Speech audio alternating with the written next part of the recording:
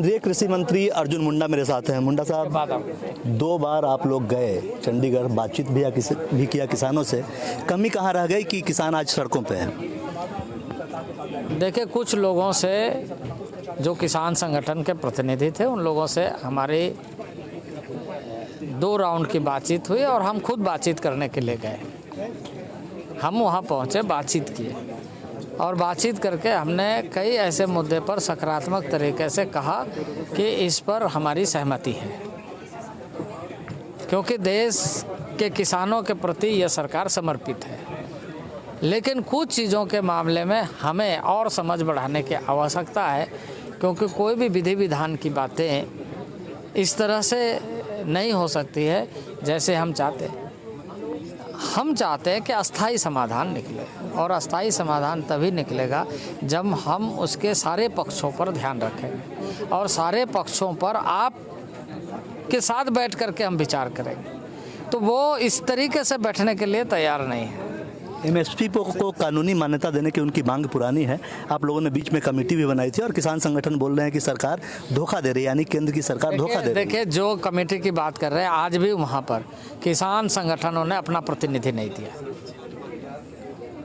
इस मामले पर संजय अग्रवाल की जो कमेटी बनी है उस पर किसान संगठनों का प्रतिनिधि आज भी आए, जुड़े, वहाँ बातचीत करें उस फोरम में।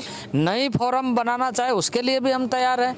हमने कहा कि हमारी अध्यक्षता में हम सारे एग्रीकल्चर मिनिस्टर स्टेट के उनके साथ मिलकर के बातचीत करेंगे, उसके साथ आप बैठिए। उसके लिए भी यदि वो तैयार हो जाए तो हम तैयार हैं।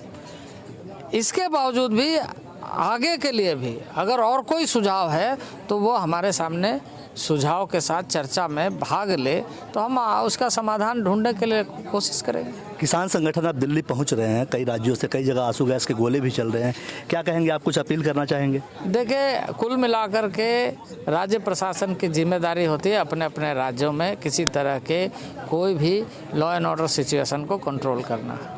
इस मामले में भारत सरकार के हस्तक्षेप नहीं होते, भारत सरकार नहीं ये करती है।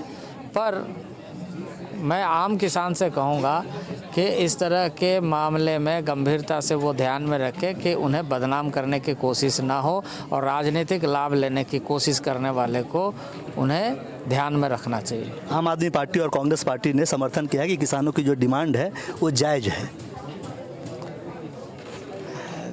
देखिए, स्वामीनाथन कमेटी के अनुशंसा के आलोक में हमने जो कार्य प्रारंभ किया, कांग्रेस ने उसको रिजेक्ट कर दिया था, क्योंकि 2004 में स्वामीनाथन कमेटी की रिपोर्ट उनके सामने रखी गई थी।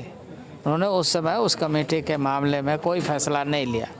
2014 तक वो शासन में रहे, और 2014 तक शासन में रहने के बाद किसानों को और कृषि क्षेत्र को कैसे देखा?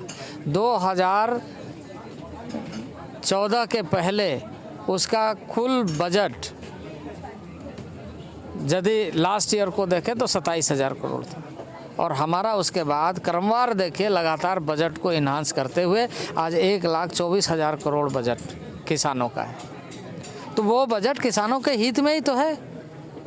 मेरा आखिरी सवाल, बातचीत के रास्ते खुले हैं अभी भी? बातचीत के रास्ते हम हमेशा खुले। शुक्रिया आपका। कैमरामैन अजय के साथ कुमार गौरव, न्यूज़ 24 दिल्ली। नमस्कार, मैं हूं मानक गुप्ता। अगर आपको हमारा ये वीडियो पसंद आया हो तो इसे लाइक और शेयर जरूर करें, और हाँ, हमें सब्सक्राइब और फॉलो करना ना भूलें, ताकि आप देश और दुनिया की कोई खबर मिस ना करें। तो जुड़े रहिए हमारे साथ और देखते रहिए न्यूज़ 24।